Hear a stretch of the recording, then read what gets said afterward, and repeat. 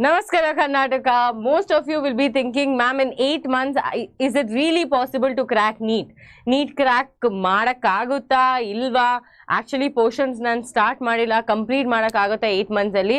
So ಈ ವಿಡಿಯೋದಲ್ಲಿ ಎಲ್ಲ ನಿಮಗೆ NEET ಪ್ರಿಪರೇಷನ್ಗೆ ಬೇಕಿರೋ ಎಲ್ಲ ಕಂಟೆಂಟು ನಾನು ಒಂದು ವಿಡಿಯೋದಲ್ಲಿ ಕೊಡ್ತೀನಿ. So you don't have to watch 100 and other strategy videos to crack NEET. This one video will be more than enough for you to crack NEET. So I want all of you to listen to me carefully. Even if you have started your NEET preparation late, ಅದನ್ನ correct ಆಗಿ chapters divide ಮಾಡಿ December and then Jan to April what you're supposed to do, I'm going to reveal in this video. So if you're new to the channel, if you're watching me for the first time, then quickly subscribe to Vedantu Karnataka, because this channel is aiming to develop and give you as much as content for all the Karnataka students for free, be it for KCT, PUC, NEET, COMEDK, all this information we are giving on this channel. Okay, so yes, let's directly get into the video. What are you supposed to do in the starting of the month? Now students, see, we are almost at the end of August, so I assume that you people would have started with some topics of your first few chapters, like let's say Living World, Biological Classification, Plant Kingdom, Animal Kingdom. These are the chapters that you would have already started in 11th, or some of you might have started class 12th syllabus.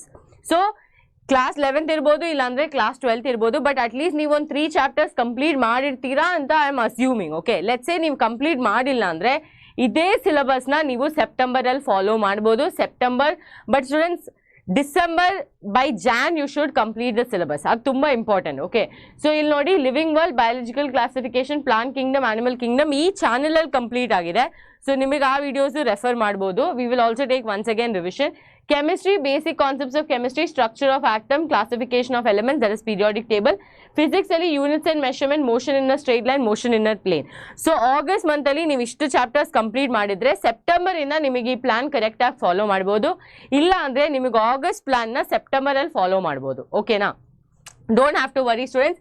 ಈ ಚಾಪ್ಟರ್ಸಿಗೆಲ್ಲ ನೀವು NCERT line by line underline ಮಾಡಿಬಿಟ್ಟು annotate ಮಾಡಿ ಓದ್ರೆ ಅಷ್ಟು important. Because ಈ first chapters ಎಲ್ಲ ನೋಡಿದ್ರೆ ಸ್ವಲ್ಪ ಥಿಯರಿಟಿಕಲ್ ಚಾಪ್ಟರ್ಸ್, ಬಯಾಲಜಿ ಬಗ್ಗೆ ಮಾತಾಡ್ತಾ ಇದ್ದೀನಿ. Units and measurement, motion in a straight line, motion in a plane, ಚೆನ್ನಾಗಿರೋ ಒಂದು ಲೆಕ್ಚರ್ ನೋಡಿದ್ರೇನು ಸಾಕು. ಅದಾದಮೇಲೆ ಡೈರೆಕ್ಟ್ಲಿ ಕ್ವೆಶನ್ ಪ್ರಾಕ್ಟೀಸು ಮಾಡ್ಬೋದು ಫಿಸಿಕ್ಸ್ಗೆ.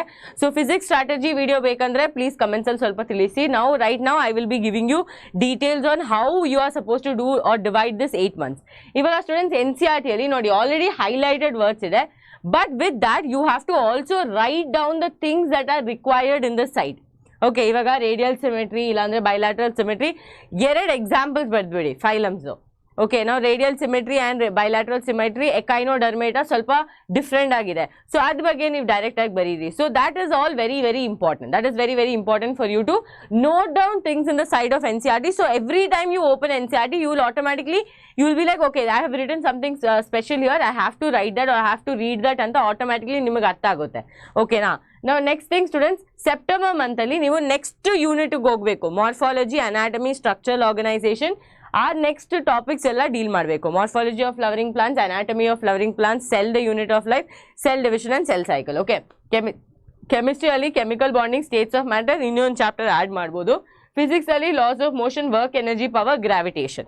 ಈ ಚಾಪ್ಟರ್ ಸೆಪ್ಟೆಂಬರ್ ಮಂತಲ್ಲಿ ಕಂಪ್ಲೀಟ್ ಮಾಡಿರಬೇಕು. ಬಿಕಾಸ್ ಈ ಒಂದು ಪ್ರಾಪರ್ ಸ್ಕೆಡ್ಯೂಲ್ ಫಾಲೋ ಮಾಡಿದ್ರೆ ನಿಮಗೆ ಈಸಿಯಾಗಿ ನೀಟ್ ಕ್ರ್ಯಾಕ್ ಮಾಡ್ಬೋದು. ಬಿಕಾಸ್ ನೀವು ಆಲ್ರೆಡಿ ಬೋರ್ಡ್ಸಿಗೆ ಪ್ರಿಪೇರ್ ಮಾಡ್ತಾ ಇರ್ತೀರಾ, ಇಲ್ಲಾಂದರೆ 11th ಅಲ್ಲೇ okay you have started for NEET preparation. So that is very important for you to follow. Okay, ಇವಾಗ jumping to class 12th without solid class 11th understanding. Many of times what happen, board students ಗೆ class 11th ಸ್ವಲ್ಪನೂ ಗೊತ್ತಿರಲ್ಲ. Foundation, let's say biomolecules chapter ಬಂದ್ಬಿಟ್ಟು molecular basis of inheritance ಜೊತೆ ತುಂಬ connected topic.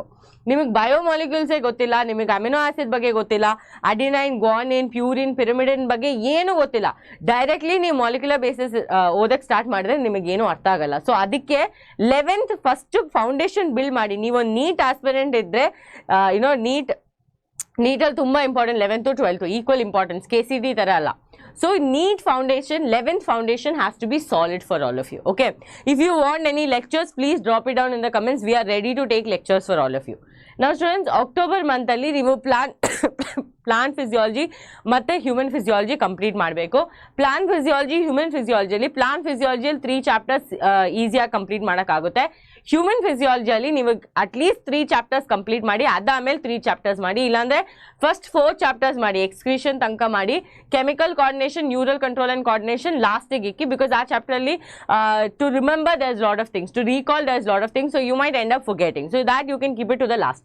Chemistry, thermodynamics, equilibrium, halo alkanes and halo arenes, class 12 scoring chapters. Okay, physics ಅಲ್ಲಿ oscillation, thermal properties of matter, kinetic theory. So October ಮಂತಿಂದ slowly ನೀವು PYQ practice start ಮಾಡಬೇಕು. PYQ ಅಂದರೆ ಏನು? Previous year questions. Previous year questions ಅಂದರೆ 2015 to 2024 ಇರೋ questions ಎಲ್ಲ slowly practice ಮಾಡೋಕ್ಕೆ ಸ್ಟಾರ್ಟ್ ಮಾಡಿ. ಬಿಕಾಸ್ ಅಕ್ಟೋಬರ್ ಮಂತಲ್ಲೇ ನೀವು ಒಂದು ಪ್ರಾಕ್ಟೀಸ್ ಸೆಕ್ಷನಲ್ಲಿ ಒಂದು 1 hour ಡೆಡಿಕೇಟ್ ಮಾಡೋಕ್ಕೆ ಸ್ಟಾರ್ಟ್ ಮಾಡಿದ್ರೆ ಆಟೋಮ್ಯಾಟಿಕ್ಲಿ ಏಪ್ರಿಲ್ ಮಂತೆಲ್ಲ ತುಂಬ ಈಸಿ ಆಗುತ್ತೆ. ಓಕೆ, ಇಲ್ಲ ಮ್ಯಾಮ್ ನಾನು ಜಾನಲ್ಲಿ ಸ್ಟಾರ್ಟ್ ಮಾಡ್ತೀನಿ ಅಂದರೆ ಅದು ತುಂಬ ಲೇಟ್ ಆಗುತ್ತೆ ಸ್ಟೂಡೆಂಟ್ಸ್. ಬಿಕಾಸ್ ಇವಾಗ ನಿಮಗೆ ಕಾನ್ಸೆಪ್ಟ್ ಗೊತ್ತು, ಬಟ್ ನಿಮಗೆ ಅದನ್ನು ಕಾನ್ಸೆಪ್ಟ್ನ PYQ ಅಲ್ಲಿ ಸಾಲ್ವ್ ಮಾಡೋಕ್ಕಿಲ್ಲ ಅಂದರೆ MCQ ಆಗಿ ಸಾಲ್ವ್ ಮಾಡೋಕ್ಕೆ ಗೊತ್ತಿಲ್ಲ ಅಂದರೆ NEET entire preparation will become waste. So that is I am telling you should start your preparation slowly start ಮಾಡಿ. ನವೆಂಬರ್ ಮಂತಲ್ಲಿ genetics and evolution highest weightage chapter, principles of inheritance, molecular basis of inheritance, evolution. ಈ 3 ಚಾಪ್ಟರಿಂದ ನಿಮಗೆ easily 15 to 16 questions ಬರುತ್ತೆ. Okay, so highest weightage chapter. ಕೆಮಿಸ್ಟ್ರಿಯಲ್ಲಿ electrochemistry, chemical kinetics, coordination, compounds, aldehyde, ketones and carboxylic acid. ಫಿಸಿಕ್ಸಲ್ಲಿ electric charges and field, electrostatic potential and capacitance, current, electricity. So start solving part test to complete syllabus. Part test ಅಂದರೆ ಏನು? Most of you might not be a part of any batch or coaching. Let's say ಯೂಟ್ಯೂಬಿಂದ ನೀವು ಓದ್ತಾ ಇದ್ರೆ ನಿಮಗೆ part test availability ತುಂಬ ಕಮ್ಮಿ ಇರುತ್ತೆ. ಓಕೆ, ಇವಾಗ ಬ್ಯಾಚ್ ಸ್ಟೂಡೆಂಟ್ಸಿಗೆ ನಾವು ಪಾರ್ಟ್ ಟೆಸ್ಟ್ ಎಲ್ಲ ಸಂಡೇನೂ ಯೂಶಲಿ ಸರ್ಕ್ಯುಲೇಟ್ ಮಾಡ್ತೀವಿ. ಬಟ್ ನಿಮಗೆ ಅದು ಸ್ವಲ್ಪ ಕಷ್ಟ ಇರುತ್ತೆ. ಸೊ ನೀವೇನು ಮಾಡಬೇಕು, ಪ್ರೀವಿಯಸ್ ಇಯರ್ ಕ್ವೆಶನ್ಸ್ ಸಾಲ್ವ್ ಮಾಡಬೇಕು. ಇಲ್ಲಾಂದರೆ ನಿಮಗೆ ಬುಕ್ಸ್ ಫಾಲೋ ಮಾಡ್ಬೋದು. Okay, NCERT at your fingertips, ತತ್ವ ಬುಕ್ಸ್, ಈ ಬುಕ್ಸ್ ಎಲ್ಲ ಇಸ್ಕೊಂಡ್ಬಿಟ್ಟು ಅದು ಬ್ಯಾಕ್ ಸೈಡಲ್ಲಿ ಕ್ವೆಶನ್ ಪೇಪರ್ಸ್ ಇರುತ್ತೆ, ಆ ಕ್ವೆಶನ್ ಪೇಪರ್ಸಿಂದಾನು ಸಾಲ್ವ್ ಮಾಡ್ಬೋದು. ಪಾರ್ಟ್ ಟೆಸ್ಟ್ ಅಂದರೆ ನಾನು ಲೆಟ್ಸ್ ಸೇ 3 ಚಾಪ್ಟರ್ ಸೆಲೆಕ್ಟ್ ಮಾಡಿದ್ದೀನಿ. ಫಿಸಿಕ್ಸಿಂದ 3 ಚಾಪ್ಟರ್, ಬಯಾಲಜಿಯಿಂದ 3 ಚಾಪ್ಟರ್, ಕೆಮಿಸ್ಟ್ರಿಯಿಂದ 3 ಚಾಪ್ಟರ್. ಇದೇ part test. Full syllabus test ಅಂದರೆ ಅದು ಡಿಫ್ರೆಂಟ್. ಪಾರ್ಟ್ ಟೆಸ್ಟ್ ಅಂದರೆ ನೀವು ಸಿಲೆಬಸ್ ಕಂಪ್ಲೀಟ್ ಮಾಡೋಕ್ಕೆ 3 ಚಾಪ್ಟರ್ ಟೆಸ್ಟ್ ಬರೀತೀರಾ. ಅದಕ್ಕೆ ನಿಮಗೆ ಏನಾಗುತ್ತೆ, with that part test you will also be studying the concepts very thoroughly. So part test is very important in the NEET preparation. Okay, so listen to every word I'm saying. Every word I'm saying will be important for all of you because it is very important that what you do. Okay, now January students alternate days ಅಲ್ಲಿ full syllabus test ಮಾಡಬೇಕು. Because January to April ಮಂತಲ್ಲಿ ಯಾವ neat ಆಸ್ಪೈರೆಂಟ್ ಬಗ್ಗೆ like let's say we ask a topper also, ಏನು ಮಾಡ್ತಾ ಇದ್ದೀರಾ ನೀವು? ಅವ್ರು ಹೇಳ್ತಾರೆ ನಾನು ಮಾಕ್ ಪೇಪರ್ ಪ್ರಾಕ್ಟೀಸ್ ಮಾಡ್ತಾ ಇದ್ದೀನಿ. ಬಿಕಾಸ್ ಎಲ್ಲ ಮಾಕ್ ಪೇಪರಲ್ಲೂ 10 ಮಾರ್ಕ್ಸ್ ಇಂಪ್ರೂವ್ಮೆಂಟ್, 50 ಮಾರ್ಕ್ಸ್ ಇಂಪ್ರೂವ್ಮೆಂಟ್ ಇದ್ದರೆ ಕೂಡ ನಿಮಗೆ ಈಸಿಲಿ 650 ಲ್ಯಾಂಡ್ ಮಾಡ್ಬೋದು, ಚೆನ್ನಾಗಿರೋ ಒಂದು ಕಾಲೇಜಲ್ಲಿ ಅಡ್ಮಿಷನ್ ಎತ್ಕೊಬೋದು ಅಲ್ವಾ? ಸೊ ಅದಕ್ಕೆ this is important. This strategy will help you reach to AIIMS. So I want all of you to understand.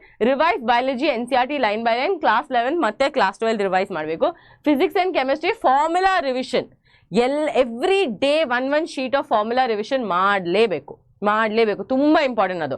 Because formula revise ಮಾಡಬೇಕು before bed, so that you know that what are the things that you have studied that day and what are the concepts that I am pending. Or ಇಲ್ಲಾಂದರೆ ಒಂದು ಕ್ವೆಶನ್ನ approach ಮಾಡೋಕ್ಕೆ ಒಂದು different method ಇರುತ್ತೆ, ಆ approach ನಿಮಗೆ ಗೊತ್ತಿರಬೇಕು ಕರೆಕ್ಟಾಗಿ. Okay, ನಾವು students weak topic rescue plan ಅಂದರೆ ನಿಮಗೆ ರಿವಿಷನ್ ಬಂದ್ಬಿಟ್ಟು ಈ ಥರನೇ ಮಾಡಬೇಕು. ಹೆಂಗ್ ma'am? 1 to 2 week chapters daily. ಇವಾಗ ನಿಮಗೆ ಟೈಮ್ ಇರಲ್ಲ ಮ್ಯಾಮ್, 1 ಚಾಪ್ಟರ್ ಎಲ್ಲ ಕಂಪ್ಲೀಟ್ ಮಾಡೋಕ್ಕೆ ಟೈಮ್ ಇರಲ್ಲ ಮ್ಯಾಮ್, ಇಲ್ಲಾಂದರೆ 2 ಚಾಪ್ಟರ್ ಕಂಪ್ಲೀಟ್ ಮಾಡೋಕ್ಕೆ ಟೈಮ್ ಇಲ್ಲ ಅಂದ್ರೂ ಪರವಾಗಿಲ್ಲ. ಬ್ಯಾಕ್ಲಾಗ್ಸ್ ಇರುತ್ತಲ್ವಾ, ಲೈಕ್ ಲೆಟ್ಸ್ ಈ ಆಗಸ್ಟ್ ಮಂತ್ ಬ್ಯಾಕ್ಲಾಗ್ ಇದ್ದರೆ ಅದನ್ನು ಕಂಪ್ಲೀಟ್ ಮಾಡೋಕ್ಕೆ ಒಂದು 1 hour ಎಲ್ಲ every day you have to remove it. That 1.5 hour every day you have to keep just to clear your backlogs or just to clear your weak topics. This way what will happen students, your entire preparation will be properly scheduled. Because regular ಆಗಿ ನೀವು schedule follow ಮಾಡ್ತಾ ಇದ್ದೀರಾ, ಅದಾದಮೇಲೆ ಬ್ಯಾಕ್ಲಾಗ್ಸು ಇನ್ನೂ complete ಮಾಡೋಕ್ಕೆ chapters ಇದೆ, biotechnology ಎಲ್ಲ, ಆ ಚಾಪ್ಟರ್ಸ್ ಎಲ್ಲ ಕಂಪ್ಲೀಟ್ ಮಾಡೋಕ್ಕೆ ಒಂದು ಪರ್ಟಿಕ್ಯುಲರ್ ಟೈಮ್ ಇರುತ್ತೆ. Okay, understood all of you? ನಾವು ಫೆಬ್ ಮಂತಲ್ಲಿ ಏನು ಮಾಡ್ತೀರಾ ನೀವು? ಅಗೇನ್ ಪ್ರಾಪರ್ ಸ್ಟ್ರಾಟಜಿಯಿಂದ ಫುಲ್ ಸಿಲೆಬಸ್ ಟೆಸ್ಟ್ ಸಾಲ್ವ್ ಮಾಡಬೇಕು. ಅದಾದಮೇಲೆ ನೀವು ಸ್ಟ್ರಿಕ್ಟ್ ಮಿಸ್ಟೇಕ್ ಅನಾಲಿಸಿಸ್ ಮಾಡಬೇಕು. ಮಿಸ್ಟೇಕ್ ಅನಾಲಿಸಿಸ್ ಅಂದರೆ ಏನು? Every time you are solving a paper ನೀವು ನೋಡ್ತಾ ಇದ್ದೀರಾ that you are making mistake in statement based question, ಇಲ್ಲ ಅಂದರೆ ಲಾಂಗ್ ಕ್ವೆಶನ್ ಆನ್ಸರ್ಸ್ ಇರುತ್ತಲ್ವಾ. ಲೆಟ್ಸ್ ಸೇ 2 lines ಅಲ್ಲಿ ಆನ್ಸರ್ಸ್ ಬಂದರೆ ಅದನ್ನ ಅರ್ಥ ಮಾಡೋಕ್ಕೆ ಸ್ವಲ್ಪ ಕನ್ಫ್ಯೂಷನ್ ಆಗಿದೆ ma'am. So that is your analysis, that I am always making mistake in statement based question. that you have to analyze and correct it immediately. Okay, then very light new learning ಅಂದ್ರೆ maximum Feb month ಅಲ್ಲಿ new syllabus complete ಮಾಡಕ್ try ಮಾಡಬೇಡಿ. maximum syllabus ಎಲ್ಲ within Jan you try to complete. In Feb you try only revision. ಹೊಸ chapter ಓದಕ್ try start ಮಾಡಬೇಡಿ, because Feb ತುಂಬ late ಆಗುತ್ತೆ, ನಿಮಗೆ ಪ್ರಾಕ್ಟೀಸ್ ಮಾಡೋಕ್ಕೂ ಟೈಮ್ ಇರಲ್ಲ. Okay, so that is very important. Keep one day or week completely for NCERT biology reading, because biology is a kind of subject very easy to understand but very easy to forget. So very easy to forget subject has to be revised multiple times. ಅದು ತುಂಬ important. ಈ ಒಂದು concept ನಿಮ್ಮ ಮೈಂಡಲ್ಲಿ ಇರಬೇಕು. Okay, biology easy ಆಗಿದೆ but ನನಗೆ revise ಮಾಡಬೇಕು, ಮಲ್ಟಿಪಲ್ ಟೈಮ್ಸ್ ರಿವೈಸ್ ಮಾಡಿದ್ರೆ ಕೂಡ ಮಾತ್ರನೇ ನನಗೆ ಬಯಾಲಜಿಯಲ್ಲಿ 360 out of 360 ಪಾಸಿಬಲ್ ಆಗಿರೋದು. ಅದನ್ನು you should fix in your mind. Okay, now students see, NCERT biology is non-negotiable. Andre you should not skip NCERT biology. Many people will tell, oh NCERT no need, it's waste, that this 2025 this happened. No, NCERT is non-negotiable. You have to follow NCERT. Okay, then don't skip physics. Okay, you are not supposed to skip physics at any cost. That is very important. Then chemistry, inorganic from NCERT, PYQ practice ಮತ್ತೆ revision cycle ಬಂದ್ಬಿಟ್ಟು student 3-2-1 cycle follow ಮಾಡಬೇಕು. ಅಂದ್ರೆ first you will revise. Let's say day 1 you studied the chapter, day 3 you will revise the chapter, then 2 weeks later you will revise the chapter, and then 1 month later. ಇದು ತುಂಬಾ important. ನಿಮ್ಮ ಮೈಂಡಲ್ಲಿ ಇವಾಗಲೇ stick ಮಾಡಿ that okay I have to revise 3-2-1. 3-2-1 means first you will revise 3 days after you studied the concept, then you will revise 2 weeks later, then 1 month later. So this way your brain will automatically have a retention power. Automatically your brain will have what? Retention power. So ಇಲ್ಲಿ ನೋಡಿದ್ರೆ ನಿಮಗೆ August to May ತನಕ ನಾನೊಂದು schedule ತರ ಕೊಟ್ಟಿದ್ದೀನಿ. ಇದನ್ನ I will share it to all of you on the Telegram channel, Vedantu Karnataka Telegram channel. So ಆ Telegram channel join ಮಾಡಿ, ಚಾನಲ್ ಸಬ್ಸ್ಕ್ರೈಬ್ ಮಾಡಿ. If you want any other help please let me know in the comments. This is a very short strategy video. Jan to April what you are suppose to do, next month ಕರೆಕ್ಟಾಗಿ ಹೆಂಗೆ ಮಾಡಬೇಕೋ ಆ videos ಎಲ್ಲ ಬರುತ್ತೆ. But ಇವಾಗ ನಿಮಗೆ 8 months ಅಲ್ಲಿ possible ಕ್ವೆಶನ್ಗೆ answer as possible. Okay, but correct schedule follow ಮಾಡಬೇಕು, ಪ್ಲಾನ್ ಮಾಡಬೇಕು. every month how many chapters you are going to complete, you have to plan. And if you are a board student then you have to plan differently, because ನಿಮಗೆ 5 to 6 hours ಇರುತ್ತೆ ಒಂದು day ಅಲ್ಲಿ neat preparation ಮಾಡೋಕ್ಕೆ. But ಡ್ರಾಪರ್ಸ್ಗೆ 10 to 12 hours ಇರುತ್ತೆ. So ಆ 5 hours ಹೆಂಗೆ utilise ಮಾಡಬೇಕಂತ ನಿಮಗೆ ಕರೆಕ್ಟಾಗಿ ಗೊತ್ತಿರಬೇಕು. ಸೊ ಇನ್ನೂ ಏನಾದರೂ ಹೆಲ್ಪ್ ಬೇಕಂದ್ರೆ please let me know in the comments, and also share this video with all your friends in your offline center, in your online center who are studying or preparing NEET with you. Okay, it will be a great help because all the students should get this free information. So thank you so much. Gopika ma'am signing off. So I hope all of you enjoyed the video, and also all of you will follow every single thing. Please let me know in the comment section how many of you are aiming for how much marks, 600 plus, 650 plus, 700 plus. Please let me know in the comment section. So see you all in the next class. Till then, take care. Bye bye.